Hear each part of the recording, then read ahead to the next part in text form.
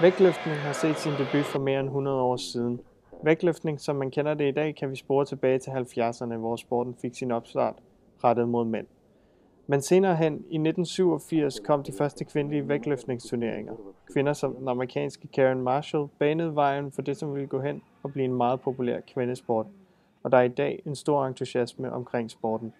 Vi har snakket med 2 danske kvindelige rekordholdere, Pernille Sølund og Sandra Jensen. Der er mange kvinder, der føler sig intimideret af vægtløftning, fordi de føler, det er sådan en meget maskulin sport. Er der noget, du har at sige til de kvinder? Jeg synes, at vægtløftning det kan både være en maskulin sport, men jeg synes også, det kan være en meget feminin sport. Fordi at jeg synes ikke, at være feminin, det nødvendigvis er ikke at være stærk, eller ikke at gå rigtig meget op i noget. Jeg synes sagtens, at man kan være feminin, når man laver nogle virkelig svære tekniske løft, som der jo er i vægtløftning. Og det kræver, at man er stærk, og det kræver, at man har selvtillid, og at man ligesom hviler i sig selv.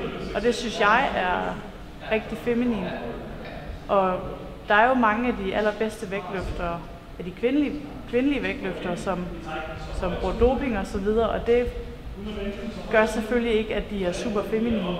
Men den sådan almindelige vægtløfter, som træner det for sjov og bare går op i det betyder jo ikke, at man bliver maskulin af den grund.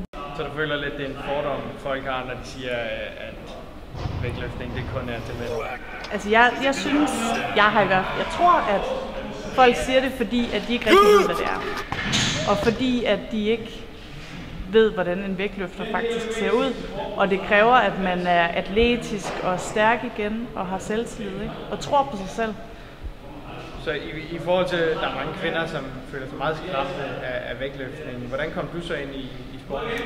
Jamen, altså, jeg har altid lavet sport hele mit liv. Og jeg har spillet håndbold, og jeg har reddet og spillet volleyball. Og så da jeg startede på universitetet i Odense, der begyndte jeg til CrossFit sammen med nogle andre, der jeg læste sammen med. Og CrossFit består jo af rigtig mange facetter, og deriblandt er der også noget vægtløftning. Og jeg synes, at lige den del af CrossFit var rigtig sjovt, så jeg begyndte at træne det lidt mere.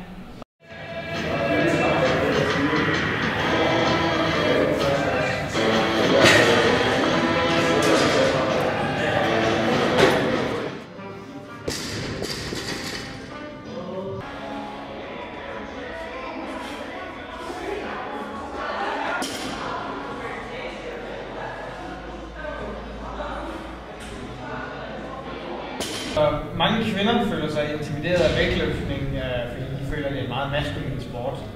Hvad har du at sige til de kvinder? Jamen det er en misforstået ting omkring vægtløftning. Tit så forbinder folk det jo med de her russiske kvinder. Man ser til OL og sådan noget, der ligner mænd, og altså helt nærmest har overskæg og sådan noget. Og sådan fungerer det ikke. Det kræver ligesom, at man tager noget doping.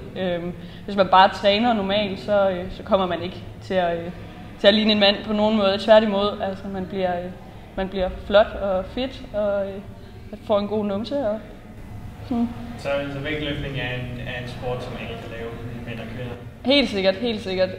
Og den er også for folk, som ikke nødvendigvis skal konkurrere, men som måske konkurrerer i andre sportsgrene. Altså det kunne være badminton eller fodbold, altså alt muligt, fordi det giver sådan en eksplosivitet, som gør, at man også bliver bedre i andre sportsgrene, så det er en rigtig, rigtig god træningsform. Så i forhold til mange kvinder, som føler sig meget skræmt af vægtløftning, hvordan kom du så ind i vægtløftning? Hvordan startede du? Jeg startede egentlig med at gå til noget CrossFit, fordi at jeg havde en kammerat, som sagde til mig, hey, prøv at komme med til det her. Jeg tror, det vil være noget for dig. Og så prøvede jeg så CrossFit, og så rev det mig med. Jeg blev sådan helt, hvor er det fedt. Og så fandt jeg ligesom ud af, at jeg ikke helt var stærk nok, og så begyndte jeg så på vægtløftning. Så det var sådan, jeg kom ind i det. Så CrossFit er en god sådan vej til vægtløftning? Helt bestemt. Altså man kan sige, at CrossFit, der skal du kunne en masse andre ting oveni også, hvor vægtløftning kan fokusere mere på styrke. Men bliver du bedre til vægtløftning, bliver du også bedre til CrossFit. Så hvordan vil man kunne trække flere kvinder ind i vægtløftning? Altså vi skal jo have gjort op med den her forestilling om, at det kun er mænd, der kan, og at det er en meget maskulin sport, og man kommer til at ligne en mand af det, fordi det gør man ikke. Og der er allerede større tilstrømning nu, end der har været i mange, mange år. Så det er rigtig positivt. Men vi skal have det her skræmmebillede af det væk.